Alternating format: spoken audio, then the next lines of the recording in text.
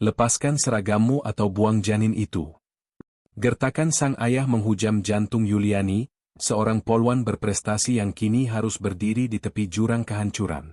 Di hadapannya bukan seorang pangeran, melainkan Pak Jarno, lelaki tua pencari barang bekas yang baru saja memberikan kejujuran paling murni yang pernah ia temui. Bagaimana mungkin sebuah dompet yang hilang bisa berakhir pada skandal yang mengguncang institusi dan meruntuhkan martabat keluarga kaya raya? Di balik kumalnya pakaian Pak Jarno, tersimpan rahasia besar yang akan mengubah kebencian menjadi penyesalan terdalam. Sebuah narasi tentang cinta terlarang yang menantang logika status sosial, memaksa kita bertanya, di manakah letak kemuliaan manusia yang sesungguhnya? Mari kita masuk ke dalam babak pertama kehidupan mereka yang penuh air mata dan pembuktian harga diri. Sore itu, Bandung dibasuh hujan tipis yang membawa aroma tanah basah. Yuliani Sutrisna, seorang polwan dengan karir yang sedang menanjak, melangkah keluar dari Mapolrestabes dengan beban pikiran yang berat. Ayahnya, Pak Burhan, seorang pengusaha yang memuja status, baru saja mengirim pesan singkat, "Jangan terlambat, ada kolega ayah yang ingin berkenalan." Yuliani tahu itu kode untuk perjodohan bisnis lainnya. Di tengah kepenatannya, ia merogoh tas untuk mengambil kunci motor, namun jemarinya hanya menyentuh ruang kosong. Dompet kulit coklatnya, yang berisi identitas, uang, dan kartu akses rahasia kepolisian, telah raib. Di sisi lain kota yang kumuh, Pak Jarno sedang mengais sisa-sisa plastik di antara tumpukan limbah. Baginya, dunia hanyalah tentang apa yang bisa dijual untuk sesuap nasi. Saat itulah, ia melihat benda coklat mengkilap di antara lumpur trotoar. Dengan tangan gemetar, ia membukanya. Ada tumpukan uang yang setara dengan hasil kerjanya selama 1 tahun, namun matanya tertuju pada kartu identitas dengan foto wanita berseragam. Pak Jarno memiliki rahasia. Puluhan tahun lalu, ia adalah seorang guru yang dipecat secara tidak hormat karena sebuah fitnah politik, menjadikannya skeptis terhadap hukum, namun tetap memegang teguh moralitas pribadi. Yuliani yang panik hampir kehilangan akal sehatnya di ruang tunggu kantor polisi ketika seorang petugas masuk membawa pria tua yang bajunya menebarkan aroma sampah. "Ibu, bapak ini mengaku menemukan barang milik Anda," lapor petugas itu dengan nada merendahkan. Pak Jarno menyerahkan dompet itu tanpa kata-kata, hanya sebuah anggukan kecil. Yuliani terpaku bukan karena kembalinya uangnya, melainkan karena melihat pantulan martabat di mata pria yang dianggap sampah oleh masyarakat tersebut. Saat itu, Yuliani merasa bahwa integritas yang ia banggakan sebagai polisi justru tampak kerdil di hadapan kejujuran murni seorang pemulung. Ia menawarkan untuk mengantar Pak Jarno pulang sebagai ucapan terima kasih. Rumah Pak Jarno hanyalah sebuah kotak kayu di pinggiran rel kereta api. Yuliani, yang terbiasa dengan lantai marmer, merasa sesak saat masuk ke dalam. Namun, di sudut ruangan, ia melihat tumpukan buku-buku filsafat dan kitab suci yang sudah menguning. "Bapak membaca ini?" tanya Yuliani tidak percaya. Pak Jarno tersenyum, mengungkapkan bahwa kecerdasan tidak butuh ijazah atau jabatan. Percakapan mereka malam itu bukan tentang status, melainkan tentang esensi hidup dan keadilan. Yuliani merasa Pak Jarno adalah satu-satunya orang yang tidak melihatnya sebagai aset atau polisi berprestasi, melainkan sebagai manusia. Kunjungan itu menjadi rutin.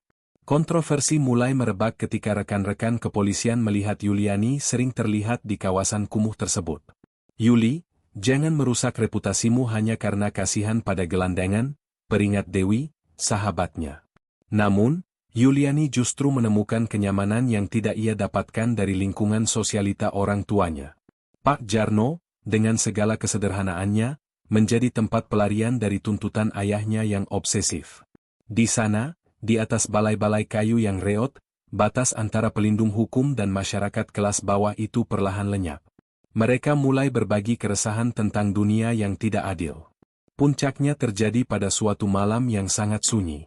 Pak Jarno menceritakan rahasianya tentang bagaimana ia kehilangan segalanya karena ketidakadilan sistem yang sekarang diwakili oleh seragam Yuliani. Terbawa oleh emosi, simpati, dan dorongan untuk melawan ekspektasi dunia, keduanya terjebak dalam momen kelemahan manusiawi yang fatal. Sebuah kedekatan fisik yang seharusnya tidak pernah terjadi, namun terasa begitu benar di tengah keputusasaan mereka masing-masing. Mereka sadar, ini bukan sekadar skandal, ini adalah pembangkangan terhadap struktur sosial. Beberapa minggu kemudian, Yuliani menyadari ada kehidupan baru yang mulai tumbuh di rahimnya. Berita kehamilan Yuliani meledak seperti bom di kediaman keluarga Sutrisna. Pak Burhan melempar gelas kristal hingga hancur saat mengetahui siapa ayah dari janin tersebut. Seorang pemulung tua? Kamu menghamili dirimu sendiri dengan kotoran kota? Teriaknya dengan wajah yang memerah padam. Bagi Pak Burhan, ini bukan sekadar kesalahan moral, melainkan penghinaan terhadap terah keluarga yang selama ini ia bangun dengan kemewahan. Ibunya, Bu Rahayu, hanya bisa menangis sesenggukan di sudut ruangan, tidak mampu membela putrinya dari amarah sang ayah yang meledak-ledak. Yuliani berdiri tegak, meski kakinya gemetar. Ia tidak meminta maaf atas perasaannya. Dia memiliki kejujuran yang tidak pernah ada di meja makan kita, ayah, jawabnya tenang, sebuah provokasi yang membuat Pak Burhan mengangkat tangan untuk menamparnya namun tertahan oleh tatapan tajam putrinya. Pak Burhan memberikan pilihan kejam. Aborsi dan rahasiakan semuanya, atau pergi dari rumah ini tanpa membawa 1 sen pun dan lepaskan seragam kepolisiannya. Yuliani tahu bahwa tetap menjadi polisi dengan kondisi ini akan mencoreng institusi, namun membuang nyawa di rahimnya adalah pengkhianatan terhadap nuraninya. Malam itu juga, Yuliani menyerahkan surat pengunduran diri yang memicu desas-desus di seluruh Polda. Seorang polwan berprestasi memilih hidup dengan pemulung adalah cerita yang terlalu gila untuk dipercaya. Dengan 1 koper pakaian, ia kembali ke gubuk Pak Jarno tanpa rasa sesal. Pak Jarno menyambutnya dengan tatapan penuh duka namun bertanggung jawab. Saya akan bekerja 2 kali lebih keras, Nak Yuli. Meski hanya dengan barang bekas, anak ini akan tumbuh dengan harga diri, janji Pak Jarno. Mereka kini adalah paria, dibenci oleh keluarga dan ditertawakan oleh dunia sekeliling mereka. 3 tahun berlalu seperti siksaan yang menempa baja. Yuliani kini bukan lagi wanita dengan sepatu bot mengkilap, tangannya kasar karena mencuci baju tetangga dan memilah plastik bersama Pak Jarno. Mereka pindah ke sebuah desa terpencil setelah penggusuran paksa menghancurkan gubuk lama mereka. Hidup mereka sangat marginal. Seringkali mereka hanya makan nasi dengan garam agar putra mereka, Raka, bisa minum susu. Raka tumbuh menjadi anak yang cerdas, memiliki mata yang tajam seperti Yuliani dan ketenangan seperti Pak Jarno. Meski hidup sulit, gubuk mereka penuh dengan kasih sayang. Kontroversi di desa tersebut tetap ada. Warga berbisik-bisik tentang mantan polisi yang gila. Namun, Yuliani justru merasa bebas. Ia tidak lagi harus memakai topeng kesempurnaan. Ia belajar bahwa kebahagiaan sejati tidak terletak pada pangkat, melainkan pada ketulusan cinta di tengah kekurangan. Rahasia terdalam Pak Jarno terungkap suatu hari saat Raka jatuh sakit parah. Pak Jarno terpaksa menjual sebuah jam tangan kuno yang selama ini ia sembunyikan, ternyata itu adalah peninggalan ayahnya yang merupakan seorang tokoh pejuang yang terlupakan namun difitnah oleh sejarah. Kesehatan Raka yang menurun memaksa Yuliani untuk menelan harga dirinya demi keselamatan sang anak. Ia membutuhkan biaya medis yang besar yang tidak bisa dipenuhi dari hasil memulung. Di tengah keputusasaan, ia mengirimkan sebuah foto Raka ke alamat lama orang tuanya. Ia hanya menyertakan alamat puskesmas tempat Raka dirawat tanpa pesan tambahan. Yuliani tidak berharap banyak, ia tahu ayahnya adalah orang yang keras kepala. Namun, ia tidak bisa membiarkan anaknya menderita hanya karena egonya untuk tetap terputus dari keluarga besarnya. Pak Burhan berdiri di koridor puskesmas, terlihat jauh lebih tua dan rapuh. Di sampingnya, Bu Rahayu langsung menghambur memeluk Yuliani dengan air mata yang tumpah. Tidak ada kata-kata makian kali ini. Kemarahan yang selama 3 tahun dipupuk, mendadak luntur oleh rasa rindu.